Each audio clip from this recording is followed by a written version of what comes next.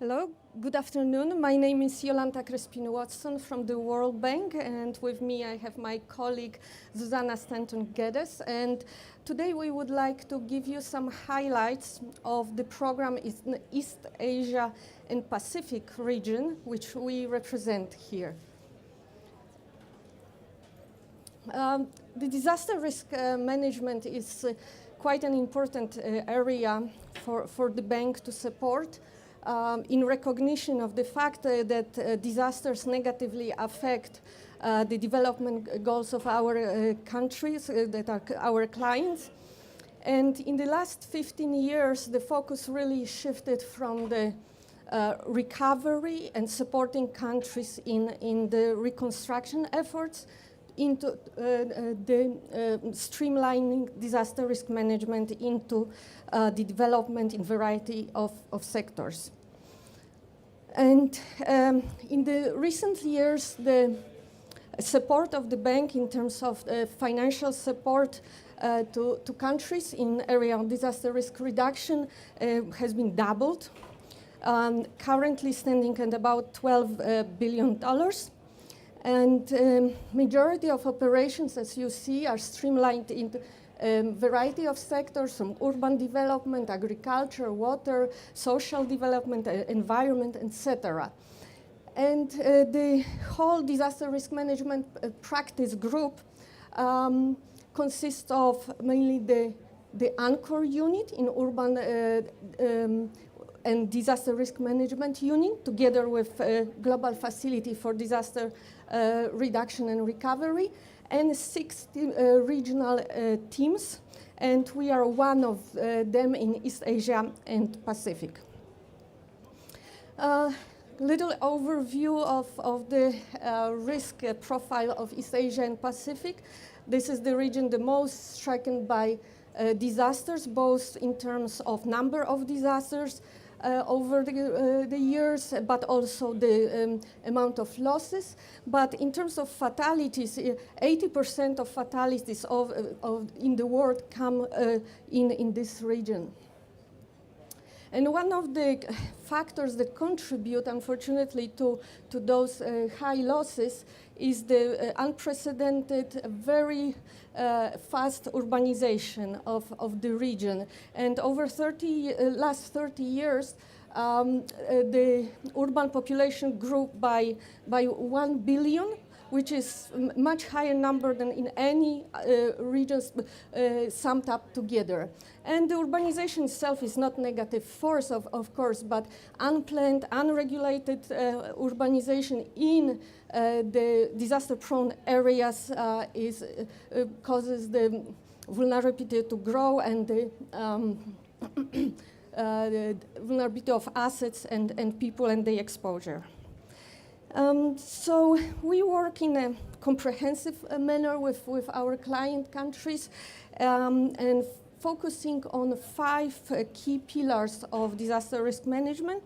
First, this is where it all starts usually, and it's a base for further engagement, is risk identification. This is mostly risk assessments, risk modeling, hazard mapping. The second one is involvement in risk reduction investments and mostly mainstreamed into infrastructure investments in variety of sectors. Third is emergency preparedness. This is also support to the monitoring networks, early warning system, contingency planning, etc. Fourth one is fiscal resilience and insurance, general financial resilience. And fifth one is inevitably support to the countries in post-disaster situations, whether through support to the post-disaster needs assessment or through emergency recovery loans.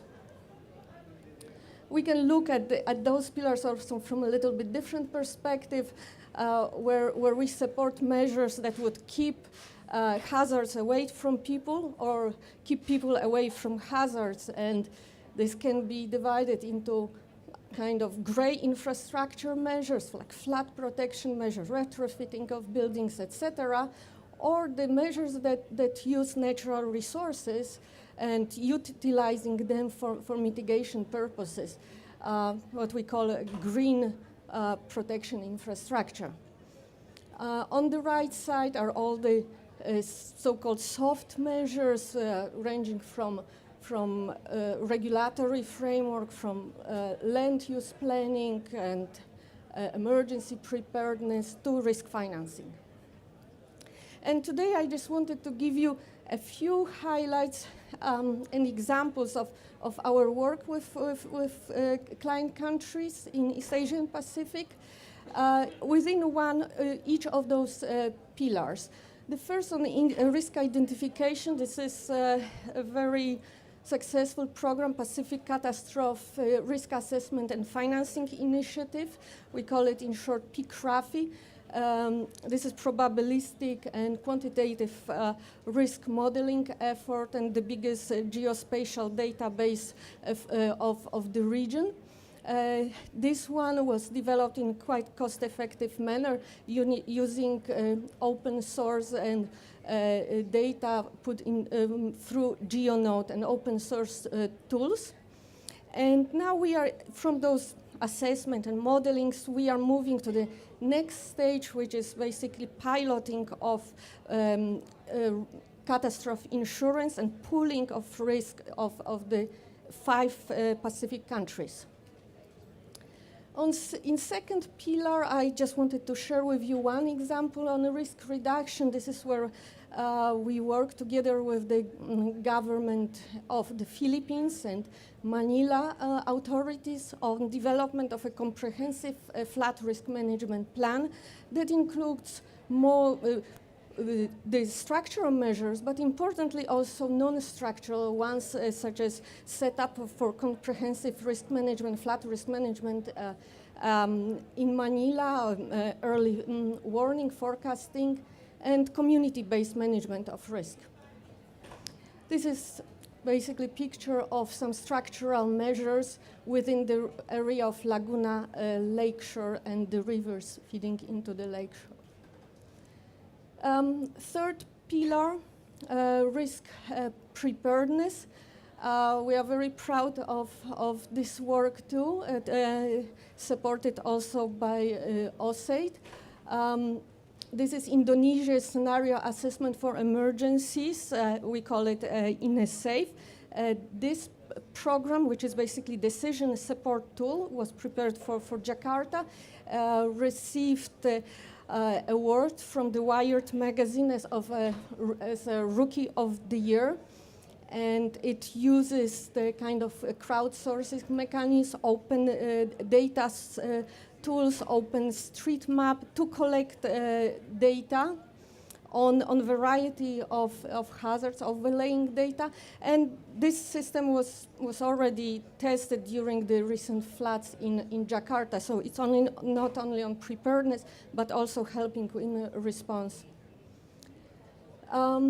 In many countries, we put a lot of attention into kind of bottom-up efforts and involvement of communities from risk mapping assessments through implementation and post-disaster recovery. Few examples: Jakarta, Vietnam, or in Indonesia, reconstruction after volcano eruption. And a growing area of interest from our client countries and our support is support to hydrometeorological services and support to monitoring networks, strengthening of technical capacity of client agencies, and human capacity building. Few examples in Vietnam and Laos, and also some regional work in Mekong River Delta. In the fourth pillar on disaster risk financing, there are two key elements of it. One, where we work with the ministries of finance to determine the country's fiscal risk to disasters and basically looking which part of the risk can be retained by own budget, which part has to be supported by kind of contingency funding from outside. As the bank, we have a mechanism for such contingency financing, which is we call CADDDO, which is catastrophe deferred drawdown option, one example in Philippines, or which part of this fiscal risk has to be transferred to international markets through insurance. And second pillar of that is building and developing of catastrophe risk markets. This is for property insurance, whether it's household insurance, SME, but also public assets and agricultural assets. Several areas here in red are examples from East Asia and Pacific, but also we have here Turkish catastrophe pool or crop insurance in Malawi, or Fonden in Mexico. In our countries, we work also with ASEAN on the regional strategy for risk financing. And as I said, the Pacific catastrophe risk insurance pool is currently entering second phase on implementation.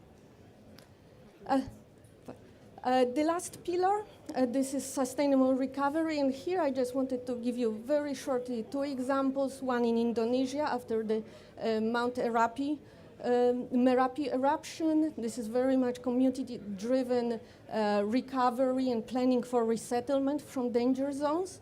And another, this is a massive effort of China to reconstruct after Sichuan earthquake. So certainly lots of effort in going into rebuilding infrastructure in a sustainable manner and to bringing them to higher risk standards. And through working on all those pillars, there's special consideration in our work with clients, and one of them is consideration of gender in this work, and another of climate change. And I will now give floor to my colleague Zuzana, who will present it. Thank you.